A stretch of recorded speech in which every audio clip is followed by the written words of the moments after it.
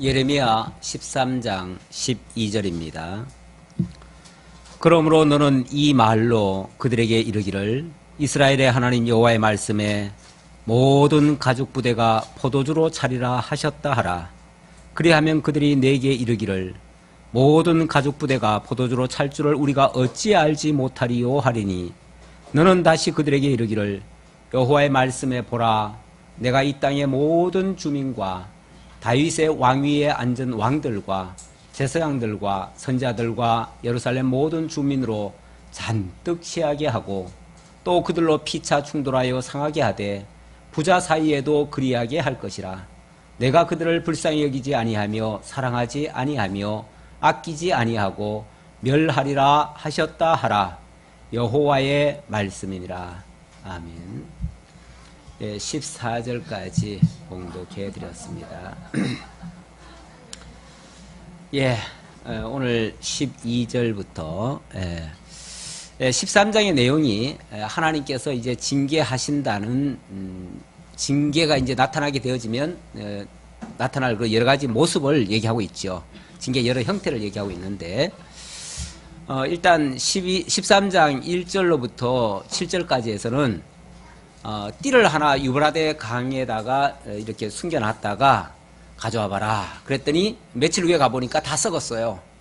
그래서 너희들이 이렇게 쓸모없는 존재가 될 것이다 라는 의미로 그렇게 실물 교육을 해주신 거죠.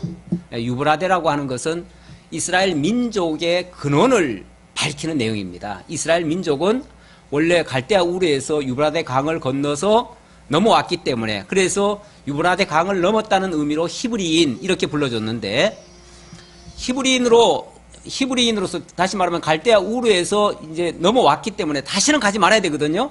가지 말아야 되는데 다시는 안 가야 될 그것이 이제 무효됐다 그 말이에요. 그렇게 하시려고 하는 하나님의 그 계획이 무효가 돼버렸다.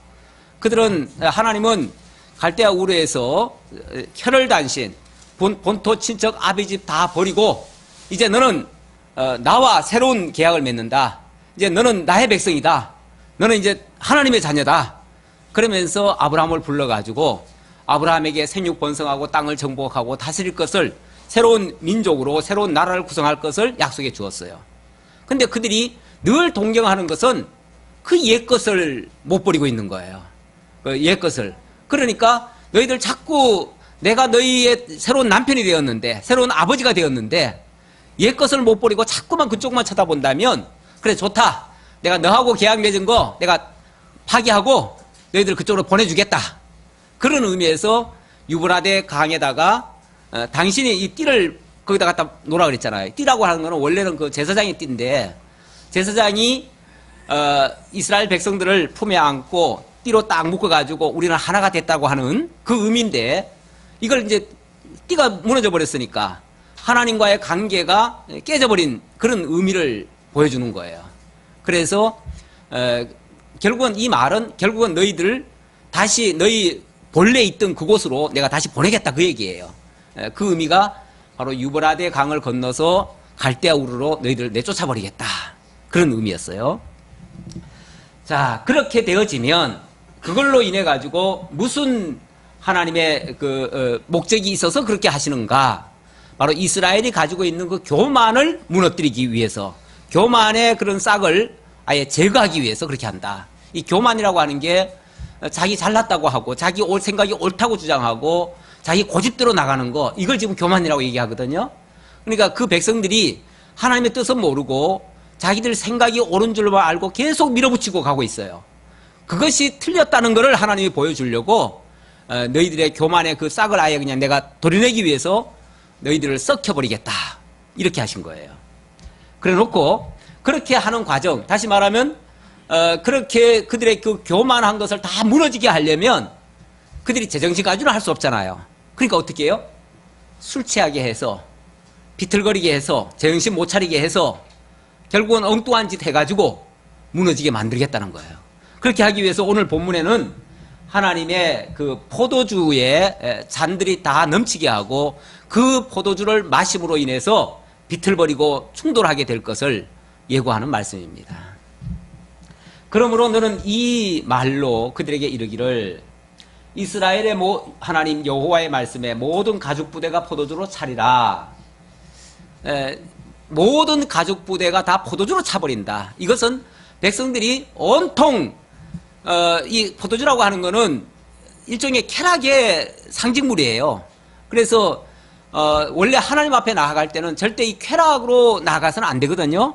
그래서 하나님 앞에 제물을 드릴 때나 이럴 때는 그 쾌락적 요소를 다 제거를 해요.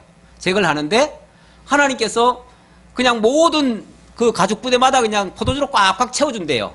그 말은 그거 가지고 실컷 누려라, 즐겨라, 이렇게 해가지고 결국은 썩히게 하겠다, 그 얘기예요. 이게 좋은 의미에서 지금 풍요롭게 하시겠다는 의미가 아니에요. 어찌 보면 현상적으로는 풍요해요. 현상적으로는 이스라엘이 멸망할 때쯤 현상적으로는 그때가 나쁜 시절이 아니에요. 경제적으로도 괜찮은 때예요. 나라도 부국할 때예요.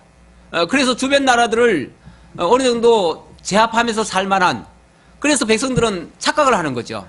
아, 우리는 살만하다. 이 정도면은 우리 힘으로 살 수 있다. 그래서 하나님을 자꾸 떠나고 그냥 방종으로 쾌락으로 빠져나가는 거죠. 그럴 때 하나님께서 경계를 하는 말씀입니다. 그리하면 그들이 내게 이르기를 모든 가죽 부대가 포도주로 찰 줄을 우리가 어찌 알지 못하리요. 이 당연하다는 거죠. 아, 우리 이렇게 잘 먹고 잘 사는 게 당연한 거 아니냐, 이런 식으로 생각한다는 거죠. 그렇게 해서 뭐 하려고요? 너는 다시 그들에게 이르기를 여호와의 말씀에 보라, 내가 이 땅의 모든 주민과 다윗의 왕이 앉은 왕들과 제사장들과 선지자들과 예루살렘의 모든 주민으로 잔뜩 취하게 하고, 그렇게 풍요로운 걸 가지고 이제 실컷 누리게 한다는 거죠. 마음껏 쓰게 하는 거죠. 먹어라, 부어라, 마셔라 하는 거겠죠. 그렇게 되어지면 너나 할 것 없이 다 취해버립니다. 술 취한다는 의미는요, 정신을 다 흐리게 만드는 거예요. 제가 지난번에 술에 대한 해학을 얘기했나요? 했는지 안 했는지 내가 주일날 했어요? 이제 수요일날 했던 것 같기도 하고, 아닌가? 주일날 했어요? 그 술이라고 하는 게 이게 들어가가지고 취하게 하면 진짜 모든 걸 다 잊어버립니다. 그래가지고 모든 걸 다 파괴하고 말아요. 예. 얘기했다니까 더 얘기하면 안 되겠죠. 술의 그 해악이 엄청나게 셉니다. 세가지고, 한 가지만 해롭게 하는 게 아니에요. 예. 몸도 건강하게, 몸도 나쁘게 만들고, 가정도 다 파탄나게 만들고, 집안 경제도 다 무너지게 만들고, 마침내는 하나님까지 떠나게 만들고, 결국은 죽음에까지 이르게 되는 그런 것이 술 취함의 시작입니다. 예. 그게 결국은 유혹거리예요. 유혹거리인데 하나님께서 이스라엘을 망하게 할 때에도 그런 과정을 거치게 한다는 거예요. 또 그들로 피차 충돌하여 상하게 하되 부자 사이에도 그리하게 할 것이라. 원래 술은 부자 간의 맛이라고 그러죠. 배울 때 아버지한테 배우라고 그러죠. 왜냐하면 그래야 조금 좀 뭐라고 할까, 좀 뭘 지키는 거죠. 질서를 지키는 거죠. 그나마 부모 밑에서 술을 배우면은 주도를 배운다고 그래요. 그러는데, 그래서 점잖게 먹게 된다 그러는데, 그런데요, 술이 한참 들어가면 이제 아버지, 어머니도 이제 몰라봐요. 그러니까, 아비, 어미도 몰라보게 되니까 결국은 술 먹고 나면 그 술 기운에 모든 사람을 다 서로 치는 거예요. 자식도 그때는 이제 평소에 있던 감정이 이제 다 나오죠. 옛날에 희한하게 또 술 먹는 사람들이 그런 것들은 잘 기억해. 다 잊어먹으면서. 그러니까 좋은 것들은 다 잊어먹고 나쁜 것들은 다 기억해요. 그러니까 이게 술의 마력이에요. 그게 결국은 악의 도구로 쓰이기도 하고요. 그렇게 해서 피차 충돌해서 부자 사이에도 그렇게 하게 될 거래요. 내가 그들을 불쌍히 여기지 아니하며 사랑하지 아니하며 아끼지 아니하고 멸하리라. 왜 그렇게 하시는가? 하나님의 이제 심판을 가하시려고 그러시는 거예요. 그러시려니까 그들이 제정신 상태에서는 못하지요. 하나님이 징계하시는 거를 바로바로 깨닫고, 아이고, 이거 하나님이 하시는구나, 빨리 회개해야지. 그러면은 안 되잖아요. 그러면 하나님이 뭘 해줄 수가 없잖아요. 징계를 하고 싶어도 못 하시잖아요. 그러니까 아예 술 취하게 해가지고 그렇게 하게 하겠다는 거예요. 그때는 더 이상 하나님의 불쌍히 여김과 사랑하는 것과 아끼는 것 이런 것들 제거하겠다는 거예요. 하나님께서 심판하실 때는 아주 너무 매정하게 몰라라 하실 정도로 얼굴을 가리시고 이렇게 하신다고도 합니다. 그래서 바울은 술 취하지 말라 이런 방탕한 것이 오직 성령의 충만함을 받으라 이렇게 말씀하셨는데, 우리가 취할 것은 술이라고 하는 것, 어떤 쾌락 또 육신적인 거 이런 것이 아니고 성령 충만이라는 겁니다. 이 술이 현세적 쾌락을 추구한다면 이 성령은 하나님의 기쁘신 뜻을 찾고 궁극적인 하나님의 선을 향해서 달려가는 것을 가리키는 것입니다. 우리가 마땅히 그쪽으로 가야 된다는 뜻을 전하고 있는 내용이죠. 15절로부터 17절까지 여호와께서 귀를 기울이고 영광을 돌리라고 당부하시는 말씀이 되겠습니다. 자, 15절부터 우리 한번 좀 교독해 볼까요? 너희는 들을지어다, 귀를 기울일지어다, 교만하지 말지어다. 여호와께서 말씀하셨습니다. 그가 어둠을 일으키시기 전, 너희 밭이 어두운 산에 거치기 전, 너희 바라는 빛이 사망의 그늘로 변하여 심심한 어둠이 되게 하시기 전에 너희 하나님 여호와께 영광을 돌리라.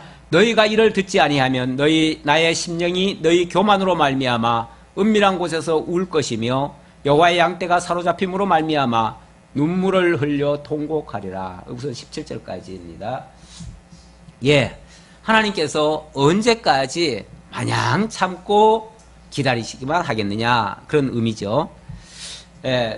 그래서 마지막 호소로 너희 하나님께 영광을 돌리라 이렇게 권면을 했는데, 더 이상 교만하지 말고 하나님의 음성에 귀를 기울이고 그리고 하나님께 영광을 돌려라.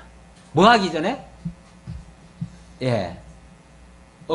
그가 어둠을 일으키시기 전에, 너희 발이 어두운 산에 거치기 전에, 너희의 바라는 빛이 사망의 그늘로 변하여 침침한 어둠이 되기 전에 그렇게 하라. 우리 하나님이 기회 안 주면 누구도 돌이킬 수 없습니다. 그러니까 돌이킬 수 있는 기회는 하나님이 회개하게 할 때가 있어요. 그때뿐입니다. 그걸 어떻게 보면 우리한테 기회를 주시는 건데, 그때를 우리 전도서에 보면은 네 마음대로 살아라 그러죠. 전도서 12장쯤에 넘어가면 네 마음대로 살아라. 청년이여 네 마음대로 살아라. 그래 놓고는 그 다음 뭐라 그래요? 그러나 하나님이 너를 심판하실 줄 알라. 그렇게 얘기를 해요. 마음대로 살아라 해놓고는 심판하실 줄은 알아라. 그래 놓고는 하나님이 너희에게 어둡게 하기 전에, 마지막 그 어떤 기회, 그러니까 금그릇이 깨어지기 전에, 또 뭐가 하기 전에 쭉 전에 얘기를 합니다. 그게 이제 우리에게 주시는 마지막 기회라는 거죠. 그 기회를 놓치면은 그 다음에는 아무리 찾고 찾아도 소용이 없다는 거죠. 우리 하나님께서 복음의 문을 열어주는 것도요, 항상 열려있는 게 아니에요. 이 복음의 문이 우리나라에 열린 지가 이제 불과 130년밖에 안 됐어요. 우리는 장관 세월 동안 이 복음이 항상 열려있을 줄 알았지만, 사실은 우리나라가요, 지난 5,000년이라면, 4,500년이라고 칩시다. 4,500년이라면 4,400년 동안은 갇혀 있었어요. 닫혀 있었어요. 닫혀 있다가 불과 100년밖에 안 열렸어요. 지금 북한이라고 하는 곳은 아무리 열고 싶어도 열리질 않아요. 저게 언제 열릴지 우리는 까마득해요. 근데 그 까마득한 상황이 불과 100년 전에 우리 모습이었어요. 그 모습이나 우리나라나 특별한 게 없었어요. 그런데 이제 겨우 우리에게 복음이 열렸고, 이제 우리 곁에 이 말씀을 그나마 좀 체계적으로 들을 수 있는 이런 길이 열렸어요. 어쩌다가 이 생각을 한번 하면은 깜짝깜짝 놀래요. 저도 어쩌다가 우리가 이 말씀을 알게 됐는가, 어쩌다가 우리가 이 말씀을 듣게 됐는가. 저도 신앙생활을 사실은 초등학교 때부터 시작은 했어요. 시작은 했는데 그때는 도무지 말씀은 전혀 생각도 안 나고요, 뭘 배웠는지도 생각이 안 나고, 그때는 신앙이라고 할 게 없어요. 그리고 청년 시절 그냥 어영부영 다니다가 결혼하고 그 뒤에도 교회는 다닌다고 했는데 제가 뭘 들었는지 뭐 맨날 제목 설교만 들으니까 그냥 그날 아 오늘은 참 괜찮은 말씀이다. 오늘은 뭐 괜찮다. 그 정도지 무슨 내용인지 몰랐어요. 그러다가 결정적으로 정말 무슨 사건 하나 딱 휘말리니까요. 내 입에서 당장 뭐가 나오냐면 하나님이 도대체 살아 계십니까? 살아 계시다면 당장 이 자리에서 나한테 보여주십시오. 만약에 안 보여준다면은 나는 오늘부로 이제 하나님 떠나겠습니다. 제가 진짜 그런 식으로 기도했어요. 새벽에. 그것도 뒷동산에 올라가서. 내가 그날 무슨 마음인지 몰라요. 진짜 사생결단이었어요. 제 딴에는. 그래가지고 사생결단적인 기도를 하고 그날 내려왔는데 평소처럼 그냥 사업자에서 오토바이 타고 일하러 나가다가 바로 그냥 트럭하고 부딪혀가지고 제가 머리가 깨졌잖아요. 그리고 병원에 들어가서 의식을 잃었는데 의식 속에서 그 정말 비몽사몽이에요. 진짜 저는 진짜 그게 비몽사몽이에요. 그런데 막 강력한 음성이 저에게 때리는데 너 성경 한 번이라도 읽어봤느냐예요. 그 음성이. 사실은 뭐 나는 그게 하나님이라고 생각하지 않아요. 그냥 그 환상 중에 어떤 사람이 나한테 와가지고 너 성경 한 번이라도 읽어봤느냐 그래요. 그런데 그 자리에서 제가 한 번도 못 읽어봤는데요. 그럼 성경 한 번도 못 읽어보고 무슨 하나님이 있다 없다 내 마음대로 생각했냐는 거예요. 그래서 그 자리에서 성경 읽겠습니다. 그랬어요. 성경 읽어보겠습니다. 그래놓고 눈을 딱 떴는데 꿈 같은 거예요. 그리고 이제 수술이 끝난 거예요. 수술이 끝나서 눈이 막 충혈이 돼가지고 뻘건 상태고 머리는 이렇게 우주선 같은 걸 씌워놨어요. 그러니까 움직이지도 제대로 못해요. 그 와중에 제가 제일 먼저 찾은 게 성경책이었어요. 성경책 찾아가지고 그때부터 성경을 보기 시작하는데 희한한 거는 그렇게 수술하고 나서 다들 정신이 없을 텐데 제가 성경을 얼마나 열심히 봤는지 몰라요. 하루에 침을 그 주사를 막 10대 번 맞은 것 같고 뭐 정신이 없는데도 그 시간 외에는 계속 성경만 보고 있었어요. 저도 놀라운 게 그 병원 생활 한 달 반 있었는데 그동안에 제가 성경 1독 반을 했어요. 그러고 나니까 하나님이 진짜 보여지기 시작하는 거예요. 진짜 하나님이 나와 함께 하시는 모습 같고 이런 느낌을 받게 되는 거예요. 뭐 얘기하다 그쪽으로 갔습니까? 예. 예. 우리에게 열려진 기회가 많지 않습니다. 개별적으로도 정말 하나님 만나는 순간 아마 어떤 순간에 스쳐가는 순간에 아마 우리에게 다가왔을 거예요. 그 기회 놓쳤으면은 우리는 영영 하나님 못 만날 수도 있는 거예요. 그 찰나 순간에 하나님이 우리를 부르시고 택하시고 너는 내 것이라고 붙들어 주시고 어찌 보면 그렇게 하신 거예요.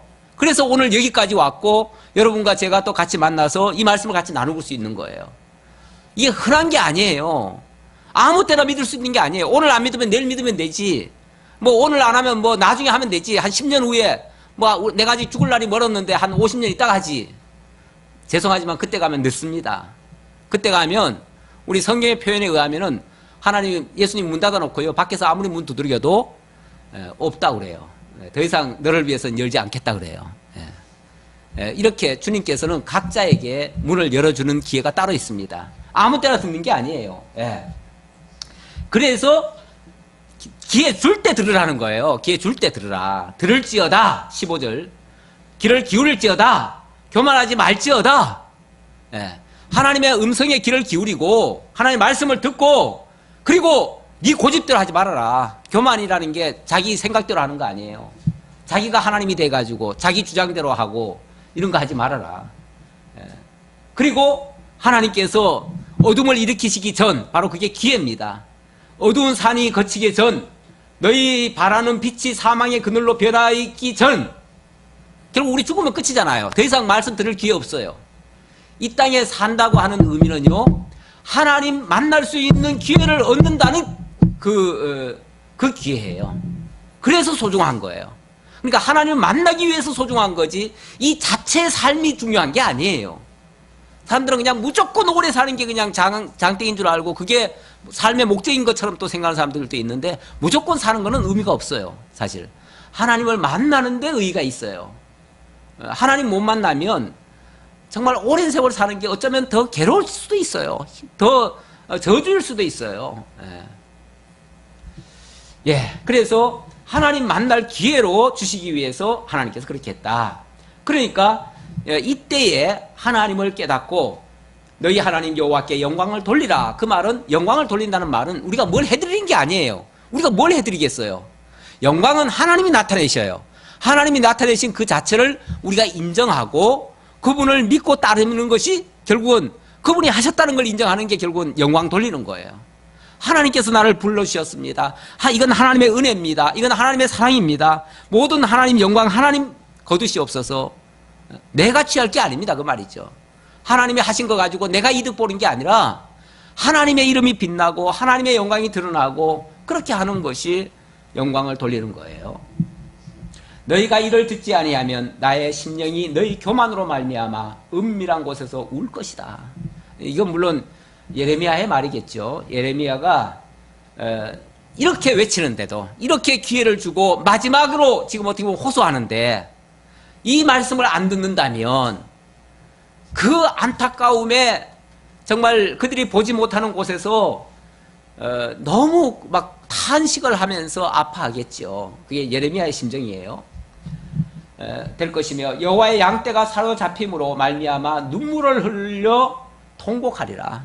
이제 남은 거는 통곡밖에 없어요.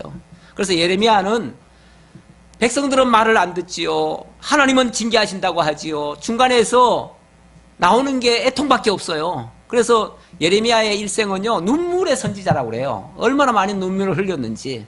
통곡의 선지자, 눈물의 선지자 이렇게 표현하는데 정말 말 듣지 않는 백성들을 향해서 그래도 사랑하니까 그렇죠. 그들을 사랑하니까 안타까워서 어찌 보면 마지막 호소를 하듯이 이렇게 외치면서 이런 말들을 하고 있습니다. 그리고 18절로 19절 여기서는 이제 왕과 왕후에게 경고하는 내용입니다. 너는 왕과 왕후에게 전하기를 스스로 낮추어 앉으라. 관, 곧 영광의 면류관이 내려졌다 하라. 네겝의 성읍들이 봉쇄되어 열자가 없고 유다가 다 잡혀가되 온전히 잡혀가도다.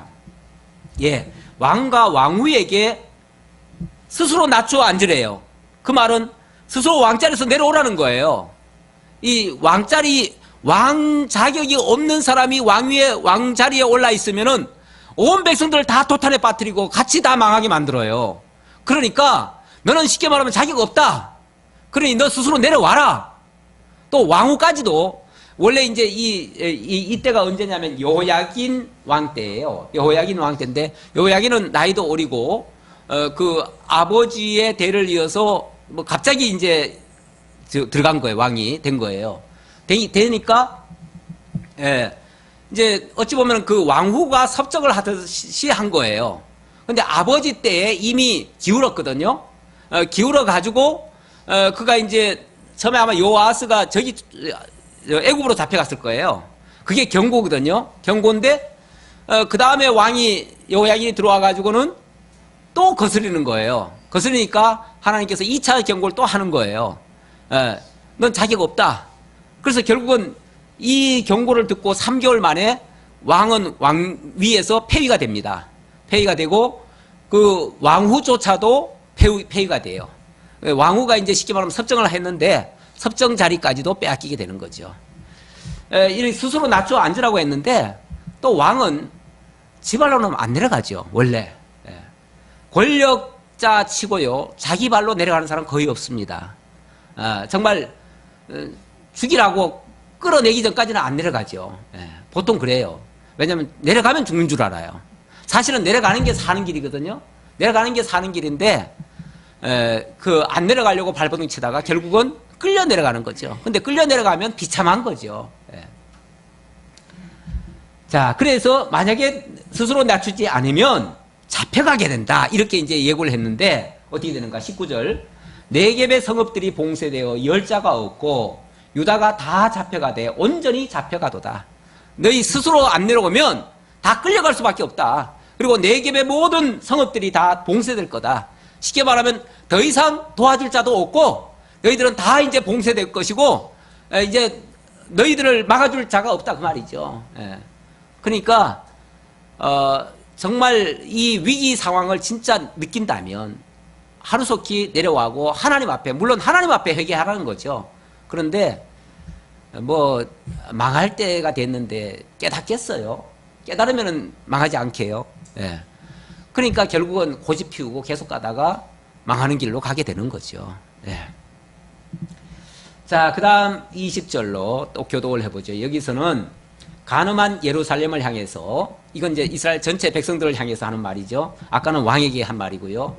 예, 이제 이방에게 수치를 당할 수밖에 없다라고 하는 말씀입니다. 너는 눈을 들어 북방에서 오는 자들을 보라. 내게 맡겼던 양떼, 내 아름다운 양떼는 어디 있느냐?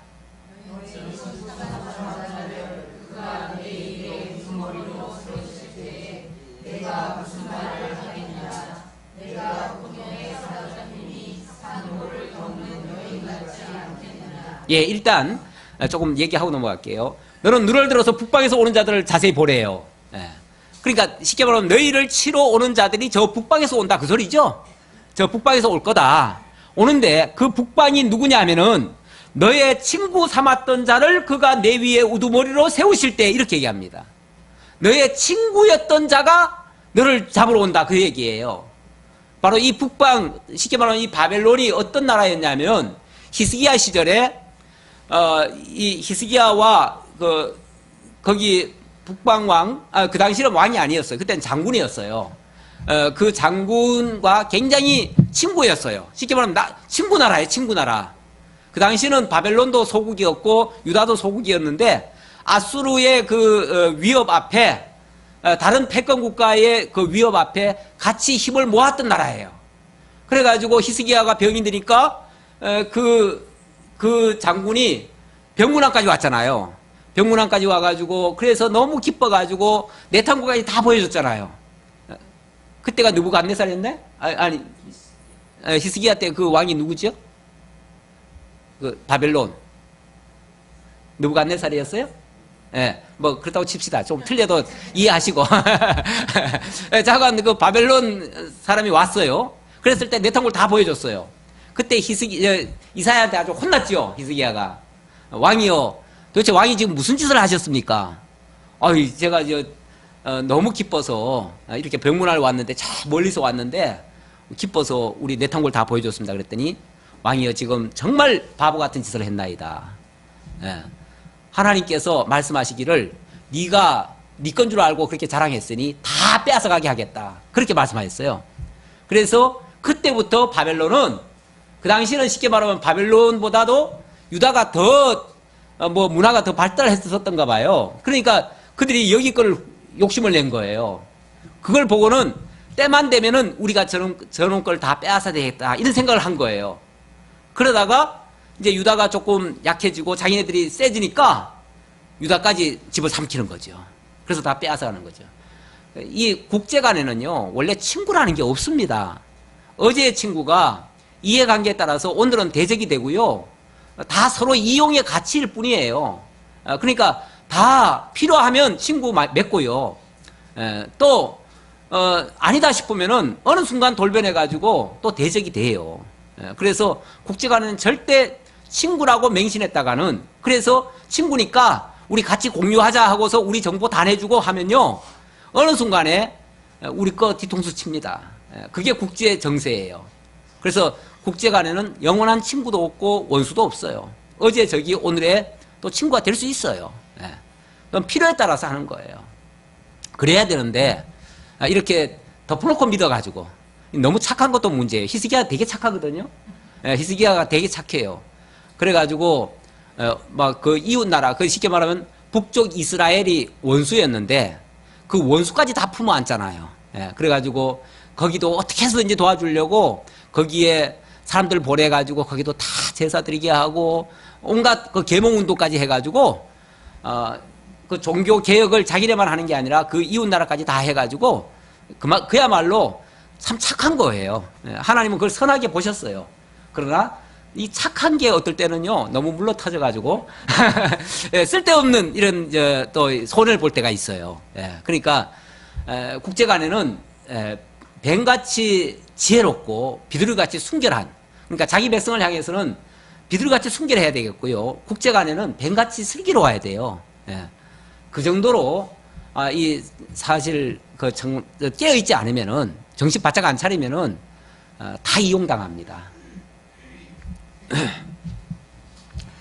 자, 그렇게 해서 이제 나중에 바벨론이 너희들을 쳐들어와 가지고 너희의 우두머리가 될 거다. 우두머리를 세우실 때 그때 무슨 말을 하겠느냐? 내가 고통에 사로잡힘이 상고를 겪는 여인 같지 않겠느냐? 이 제일 큰 고통이 여자들 아기 낳을 때 그 고통이라고 얘기를 하는데 바로 그런 고통을 너희들이 이제 앞으로 당할 거다. 그 말이죠.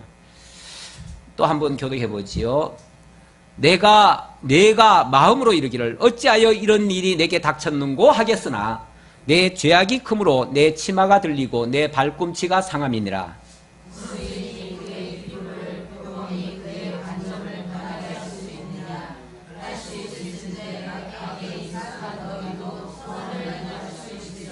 그러므로 내가 그들을 사막바람에 불려가는 건불같이 흩으리로다.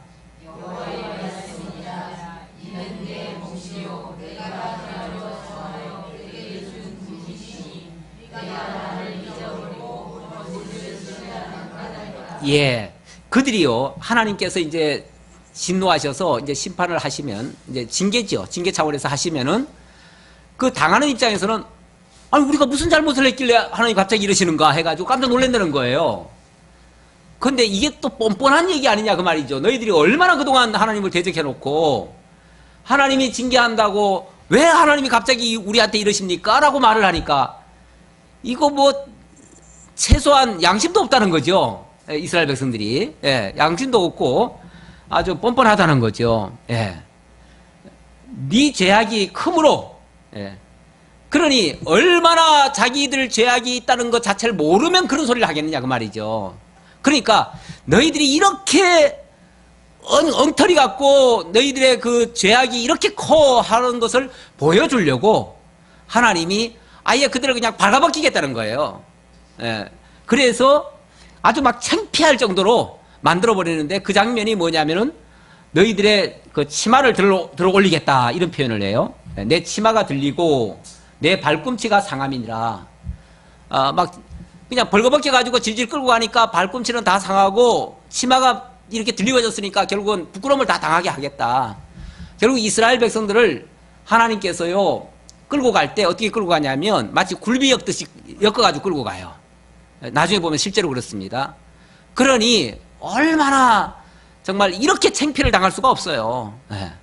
그래도 명색이 한때는 그 바벨론의 친구 나라였는데 친구가 와가지고 잡아가기를 이렇게 무자비하게 잡아가다니요. 수치도 가장 큰 치욕을 당하게끔 그렇게 만들어버리겠다. 왜냐하면 그 자신들이 자기네들이 무슨 죄를 지었는지도 모르고 있으니까 그걸 지금 하나님께서 극명하게 보여주려고 너희들 이런 죄를 저지른 거야. 이렇게 부끄러운 짓을 한 거야 너희들이. 정말 내가 너희들의 남편이고 내가 너희들의 아버지고 내가 너희들의 보호자인데 너희들이 엉뚱한 것 추구하지 않았느냐. 마치 창기처럼 그렇게 행동하지 않았느냐.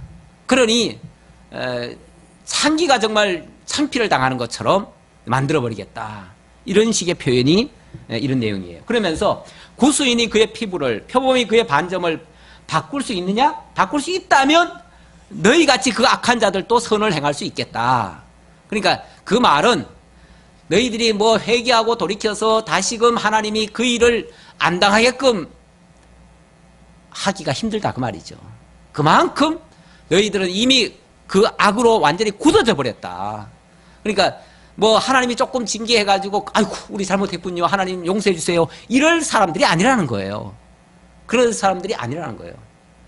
얼마나 뻔뻔한지 예레미야 4장인가 어디 보면은 하나님께서 이스라엘 백성들의 그 마음이 금강석 같다고 그래요. 금강석.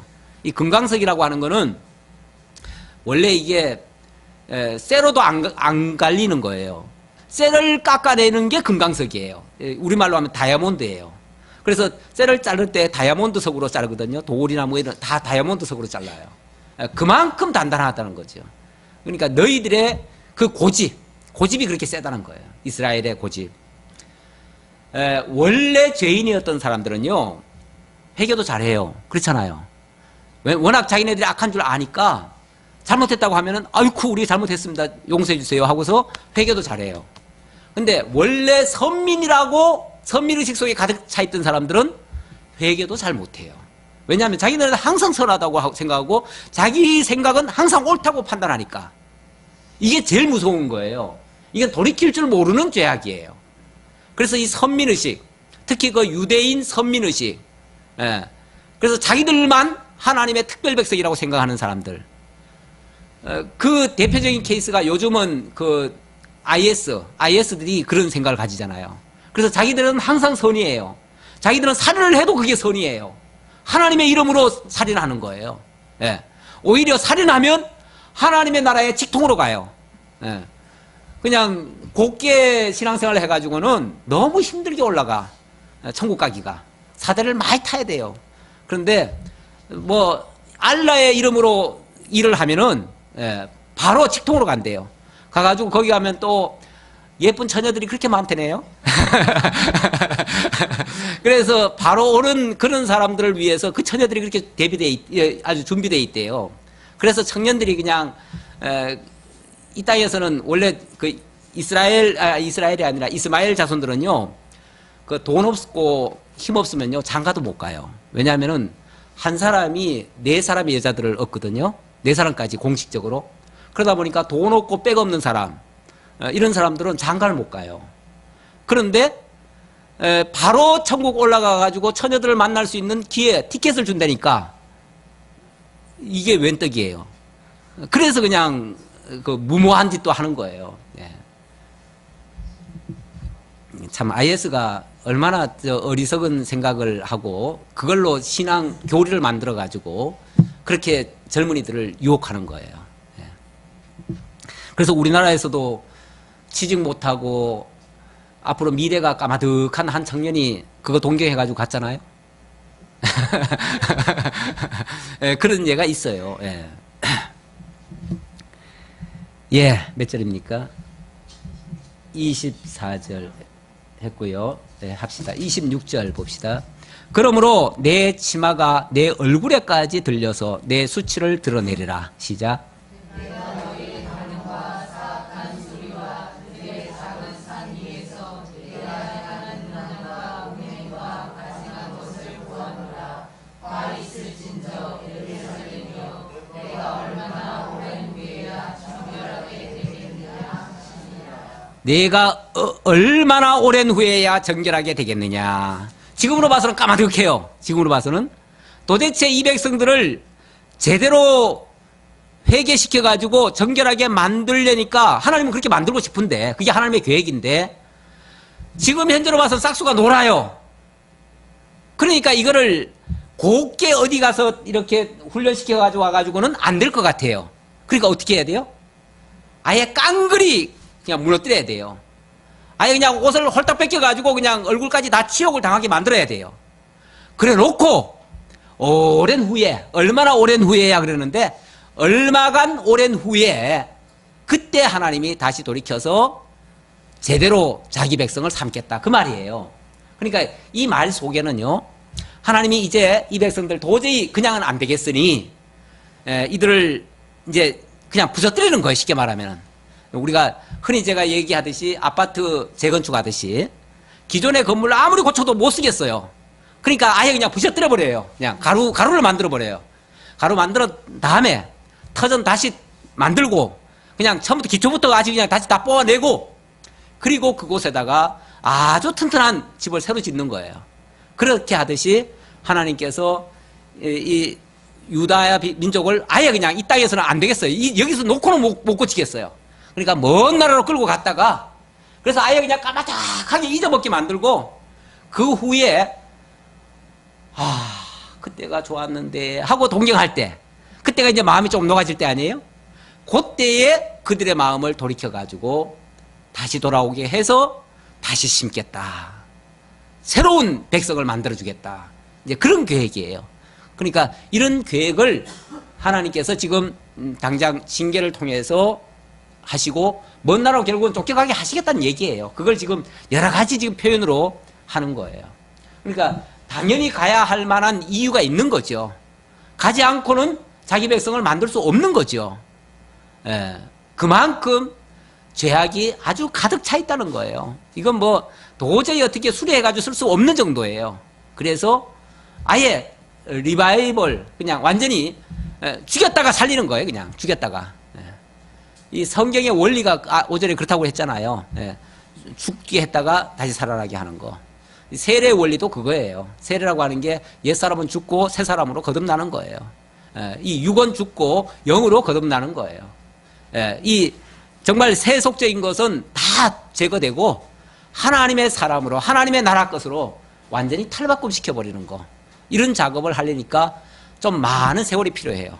그래서 얼마나 오랜 후에야 너희들을 정결하게 하겠느냐라고 했는데, 이건 오랜 후에 가서 정결하게 하겠다 그 소리고, 이건 이제 우리는 지나온 역사니까, 이게 역사니까 그게 언제까지 그렇게 했다는 것을 우리가 지금은 알아요.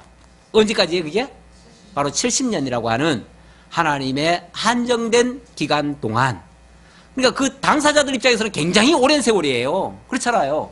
어쩌면 당대에 못 볼 수도 있어요. 후대 사람들이 이제 돌아올 수 있어요. 사실 우리 하나님의 역사가 항상 그런데요. 처음에 애굽에 내려갔다가 그 민족을 이제 광야로 이끌어냈잖아요. 1차 구원했지요. 구원해냈는데 이 백성들이 계속 원망 불평하잖아요. 그러니까 그들을 하나님께서 어떻게 합니까? 결국엔 광야에서 다 쓰러지게 해요. 다 쓰러지게 하고 여호수아와 갈렙 외에 그야말로 60만 3,548명, 정확히는 뭐 그렇다고 칩시다. 60만 3,500, 원래는 50명인데 2명 뺐으니까. 그래서 그 많은 사람을 광야에서 다 죽게 만들죠. 다 죽게 하고 그 2명과 또 광야에서 새로 태어난 40년 동안에 새로 태어난 그 민족을 이끌고 이제 약속의 땅 가나안으로 들어가요. 그러니까 약속의 땅 가나안은 옛사람이 들어가는 게 아니라 새사람이 들어간 거예요. 오늘날 영적으로 말하면 우리 옛사람, 하나님 알지 못했을 때에 죄악된 그런 사람이 들어가는 게 아니고 이제 예수 그리스도 안에서 새롭게 거듭난 새로운 피조물이 하나님 앞에 가는 거죠. 그래서 우리는 이제 하나님의 사람으로 새로 거듭난 자로 하나님 앞에 갈 수 있다는 것을 지금 보여주는 장면이에요. 여기도 원리는 똑같아요. 그런 원리에 의해서 결국은 한 세대가 필요해요. 한두 세대가 필요해요. 그 기간을 삼으려면. 자, 그 다음 14장으로 넘어갑니다. 자, 이것은 14장부터 18장까지는 징계 여러 가지 모습들인데, 징계하실 때에 하나님이 하시는, 어떻게 보면 하나님 징계의 순서라고 할까요? 순서라고 하는 게 낫겠네요. 왜냐하면 하나님의 징계가요, 한꺼번에 앞에서 말했던 그 큰 일이 딱 한꺼번에 벌어지는 게 아니고요. 전조증상이 있어요. 전조증상. 마지막 심판 이전에 작은 징계부터 먼저 하셔요. 그 첫 단계가 바로 이 가뭄이에요. 가뭄. 그래서 14장은 바로 가뭄에 대한 경고입니다. 그 출애굽기나 레위기 23장 몇 장입니까? 그 뒤에 뒷부분에 보면은 하나님께서 단계별로 징계하시는 과정이 쭉 나와요. 처음에는 말씀으로 하지요. 그래서 그들이 제대로 깨닫지 않아요. 회개치 않아요. 그러면은 가뭄을 줘요. 또 그래도 안 돼요. 그 다음에 어떤 뭐 메뚜기나 뭐로 해가지고 또 벌을 줘요. 그러다가 또 안 해요. 그러면은 그 다음에는 또 이웃 나라로 해서 또 뭐 치게 하고, 또 그렇게 해서도 안 되면은 그 다음에 맨 마지막이 뭐냐면 먼 나라로 끌고 간다 그 얘기예요. 아예 그냥 이 주변이 아니라 아예 먼 곳, 다시는 돌아오지 못할 곳으로 끌고 가신다는 거예요. 그게 이제 단계별이거든요. 단계별인데 어찌 보면 그 첫 번째 단계가 바로 이 가뭄이다 그 말이죠. 14장의 내용이 되겠습니다. 14장 1절로 6절. 가뭄은 이제 바로 그 징계성 가뭄입니다. 쉽게 말하면은 가뭄에 대하여 예레미야에게 임한 여호와의 말씀이라. 시작.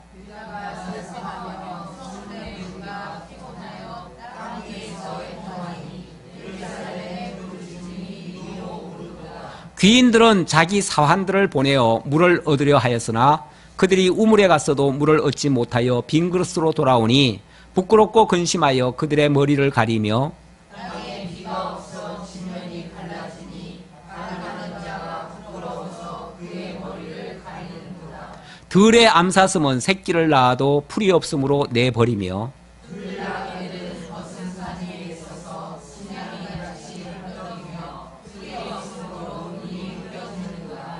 예, 뭐 가뭄이 뭐 그렇게 심한 거냐, 뭐 그렇게 큰 재앙이냐라고 생각하겠지만 가뭄도 사실 참 무섭습니다. 네, 우리가 도해지에 살다 보니까 그런 피부로 잘 못 느끼는데 제가 이번에 수양에 가느라고 동강을 갔다 왔잖아요. 그 동강이 원래 그 사진상으로 보면요, 아주 뭐 한반도 지도같이 이렇게 휘감는 그런 곳이에요. 거기에 한 중간에 아주 요지에 우리 숙소가 있어요. 예, 그 있고, 그 주변이 전부 다 동강이니까, 거기에 레포팅, 레프팅 그 하는 장소예요. 그래가지고 이맘때면은 엄청나게 많은 사람들이 몰려가지고, 거기서 지금 뭐 아마 엄청나게 그 리프팅 그 할 텐데, 지금 가보니까요, 리프팅들이 다 쌓여만 있고, 한 사람도 타는 사람은 없어요. 예, 왜냐하면 강물이 안 흘러요. 그러질 않아요. 물이 전혀 없는 건 아닌데 있기는 있는데 이게 낮은 지역 있잖아요. 낮은 지역에는 물이 그냥 말라버렸어요. 그러니까 그냥 다 저수지처럼 고여 있어요. 여기저기 깊은 데만 좀 고여 있고 그 물이 안 흐르니까 뭐 아무것도 못 하는 거예요. 예. 그리고 우리 그 바로 앞에도 큰 연못 같은 게 있는데 거기에 원래는 물이었어요. 그런데 지금 보니까 완전히 그냥 바닥에서 진짜 다 풀만 자라고 있어요. 그만큼 가물어 가지고 별로 큰 이렇게 뭐 좋은 모습은 제가 못 봤는데 시골 입장에서는 그게 엄청난 힘든 일이죠. 이렇게 참 비가 와줘서 고맙긴 한데 아마 이것도 엄청난 힘든 일이긴 해요. 특히 그래도 지금은 많이 이렇게 뭐 강계수로도 만들어 놓고 뭔가 물에 대한 대비도 좀 해놨잖아요. 해놔서 좀 다행인데 옛날 같으면 그야말로 하늘만 쳐다보고 있어요. 그래서 하늘에서 비가 안 내린다 그러면은 그 해는 완전히 절단 나는 거예요. 어쨌든 제일 먼저 하나님께서 이 가뭄이라고 하는 걸로 먼저 경고장을 보내시는 거죠. 1차 경고장을 보내시는 거죠. 근데 우리는 뭐 이런 자연 현상이야 뭐 그게 무슨 징계와 무슨 상관이 있어 이러고 그냥 무심코 넘길 경우가 있는데 이제 그렇다고 모든 걸 다 막 하나님의 징계다 해가지고 벌벌 떨라는 얘기는 아닌데 우리로 하여금 늘 깨어 있으라는 의미에서 어떤 어려움이 있다면 그럴 때마다 자신을 돌아보는 어떤 기회로 삼는 것은 좋다고 봐요. 그거는 무슨 그것 때문에 두려워 떨고 뭐 딴짓 이상한 짓 하라는 소리가 아니고 우리가 율법 신앙의 폐단이라고 하는 거는요. 자기네가 뭘 조금 잘하면은 마치 다 한 것처럼 자고하고요. 조금 또 무슨 어려움이 당하면 그것 때문에 막 콧바뜨리고 또 죽는 것처럼 또 이렇게 두려워하고 이게 문제거든요. 근데 언제라도 두려워할 일은 아니에요. 다만 항상 깨어있고 자신을 살피고 그래서 좀 조심할 바를 찾고 그래서 내가 현재 해야 될 일을 찾는 것은 그건 현명한 일이죠. 그건 지혜의 모습이죠. 늘 하나님께서 위의 것을 찾으라고 했고 하나님의 뜻을 찾으라고 했고 하나님의 인도하심을 받으라고 했는데 그러기 위해서는 늘 자신을 돌아보는 자세가 필요하지요. 그러면 무슨 일도 우연이라고 생각하지 말고 그 일을 통해서 내가 오늘 뭘 배울 것인가 이렇게 생각하는 거는 늘 하나님이 나로 하여금 깨어있게 하는 거니까 그리고 하나님과 교통하게 하는 거니까 그런 측면에서 늘 자기를 돌아보는 기회로 삼으라는 의미지 그것 때문에 두려워하거나 그걸 징계라고 생각하거나 이러지는 말라 그 말이에요. 그래서 내가 만약에 그런 식으로 생각한다면 그걸 율법신학이라고 얘기할 수 있고요. 정말 이렇게 자기를 바로 경성하는 일에 사용한다면 그거는 복음적인 신앙이에요. 그건 나쁜 게 아니에요. 그래서 이런 차이를 잠깐 말씀드리고요. 어쨌든 하나님께서 먼저 깨닫게 하려고 이런 어려움을 준다는 거예요. 줄 때 깨달으면 얼마나 좋겠어요. 그런데 잘 못 깨닫는다는 거죠. 7절 봅시다. 여호와여 우리의 죄악이 우리에게 대하여 증언할지라도 주는 주의 이름을 위하여 일하소서. 우리의 타락함이 많으니이다. 우리가 주께 범죄한 나이다.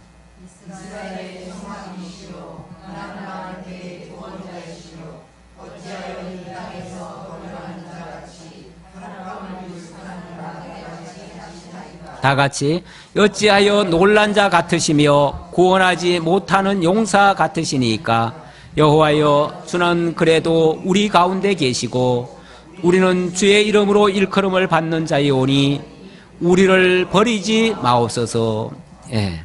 여기 이렇게 표현합니다. 여호와여 주는 그래도 우리 가운데 계시고 주는 그래도 우리 주님 아니십니까? 그 말이죠. 이 백성이 정말 깨닫지 못해가지고 미련하니까 결국은 징계를 받을 수밖에 없는 거는 어쩔 수 없어요. 이 선지자 입장에서는 안타깝지만 그걸 있는 그대로 받아들일 수밖에 없어요. 예. 하지만 그래도 그럴지라도 하나님의 자비는 거두지 말아 주십시오. 우리를 위해서가 아니라 주의 이름을 위하여 일하소서 그랬잖아요. 예, 또 여기 7절엔 그렇죠? 예. 주는 주의 이름을 위하여 일하소서. 예. 여호와여 우리의 죄악이 우리에게 대하여 증언할지라도 맞습니다. 우린 죄인이고요. 우리가 나타낸 일들은 전부 다 우리가 얼마나 큰 죄인인지를 드러낼 뿐입니다. 그걸 증거하고 있습니다. 맞습니다. 하나님 말씀이 100번 옳고 하나님은 선하십니다. 하나님 이렇게 징계하더라도 하나님은 선하십니다. 우리는 악하고요. 그거 인정해요. 하지만 하나님 주의 이름을 위해서 일하시옵소서. 그 말은 뭐예요? 비록 징계는 받더라도 징계 후에 하나님의 언약대로라면 어떻게 하셔야 돼요? 다시 또 회복해 주셔야죠. 그리고 끝까지 이 민족을 완전히 버리시지는 아니하시고 끝까지 붙드셨다가 나중에는 돌이키시는 역사가 있어야죠. 설령 죽음에까지 가더라도 다시 살리시는 역사가 있어야죠. 그래야 주의 이름을 위하여 일하시는 거죠. 그러니까 하나님이 하시는 징계는 그대로 받아들이고 안 받을 수가 없어. 이건 피할래야 피할 수 없으니까. 오죽하면은 네가 구스의 뭐처럼 네가 그 전박이 그걸 뺄 수 있다면은 내가 너들을 봐주겠다 그러셨지만 우리가 그거 할 수 없는 것처럼 할 수 없어요. 하지만 있는 거는 그대로 받고 다만 그래도 하나님의 자비와 긍휼과 하나님의 그 언약하심 이거는 잊지 마시고 때가 되면 우리를 회복해 주시고 다시 정말 주님 목적이 어디 있습니까? 이 백성들 거룩하게 하시려는 거잖아요. 궁극적으로. 왜? 당신이 레위기에 보면은 내가 거룩하니 너희도 거룩할지니라. 내가 애굽 땅 종된 집에서 너희들을 이끌어낸 이유는 내가 거룩한 하나님이기 때문에 내가 살 곳에 너희들도 거룩하게 해야만 같이 살 수 있으니까. 그래서 내가 거룩한 내가 너희를 거룩하게 해서 나와 함께 영원히 한 나라에서 살게 하려고 내가 이렇게 하는 거다. 그러니 어떻게 해야 돼요? 거룩하게 해야 될 거 아니에요. 거룩하게 하려면 부정한 상태에서 거룩한 과정을 하나님께서 밟아주셔야지요. 그래야 하나님이 약속대로 이루시는 여호와시죠. 그래서 진노 중에라도 그래도 하나님 기억하시고 잊지 마시고 다시 회복해 주세요. 이런 기도죠. 우리는 기도할 때 당장 내 모든 문제를 다 해결해 주세요. 이렇게 할 수는 없어요. 그렇게 할 수는 없고 물론 우리가 힘들면 힘들다는 얘기 해야 되겠고 아픈 소리는 해야 되겠지요. 하지만은 주의 뜻대로 이루시옵소서. 그래서 주의 이름이 드러나고 주께서 영광을 거두시옵소서. 이렇게 기도해야 되겠죠. 그것이 솔직한 우리들의 바른 기도겠죠. 오늘은 9절까지 살펴보았습니다. 기도하겠습니다. 아버지 하나님 감사합니다. 하나님이 하시는 일 너무나 정확하고 또 빠짐이 없습니다. 아버지 하나님 빈틈없이 섭리하시고 역사하시는 하나님 언약대로 자기 백성을 거룩하게 하시려고 범죄한 백성들 진노 아래 두셨다가 또 이렇게 심판을 하시지만 마침내는 다시 회복해 주신다는 이러한 약속까지 해주셨습니다. 우리가 그 소망을 가지고 현재 어려움을 당하더라도 참고 인내하며 믿음을 가지고 살아갈 수 있도록 역사해 주옵소서. 그래서 하나님이 하시는 선한 역사를 바라보고 하나님께 영광을 돌리는 하나님의 친백성들 다 되도록 인도해 주옵소서. 예수님의 이름으로 기도하옵나이다. 아멘.